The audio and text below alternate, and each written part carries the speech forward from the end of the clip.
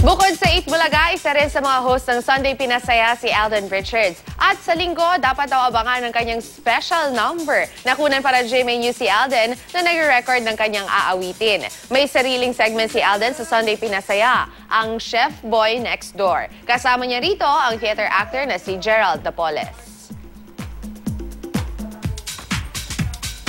Bukod naman sa kwelang mga linya at paghadlang sa pag-iibigan ni Yaya Dub at Alden sa Kalye serye, may ilang hugot at real-life lessons din si Lola ni Dora na talaga namang tinututukan. Heto po at panoorin natin ang words of wisdom ni Lola ni Dora na kapupulutan ng aral.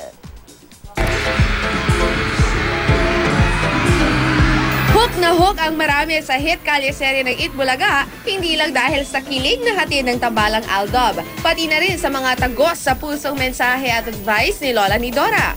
Tama talaga yung mga tinuturo ni Lola ni Dora.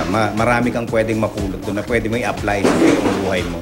Tulad ng sinabi ni Bitoy, kinapupulutan ito ng aral at nagsisilbing inspirasyon sa karamihan. Masarap ang inspirasyon, lalo ka na Alden! Huwag lang minamadali. Lahat ng bagay nasa tamang panahon. Kaya naman ito rin ang aral na pinakatumatak sa pambansang Bay na si Alden Richards. Hindi mo malalaman yung worth ng isang bagay kapag nakuha mo siya ng madalian. So kailangan mo siyang paghirapan, kailangan mo siyang pagsumikapan, kailangan gawin mo yung lahat para masabi mo na, I deserve this. Dahil sa buhay, walang instant. Hindi lahat ng bagay instant noodles. Lalagyan ng mainit na tubig lang, pwede nang kainin. Ano to? Fan sign lang, love na. Text lang, kayo na. Ano to?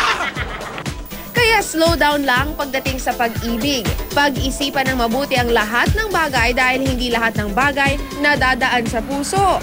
Pwede naman gamitin ang puso. Pero huwag kalimutan ng isip ang utak. Ayon pa kay Lola, ang pag-ibig ay dapat laging tapat dahil hindi yan nababayaran ng salapi. ilan lamang yan sa mga words of wisdom ni Lola ni Dora na tiyak tumatak sa ating lahat.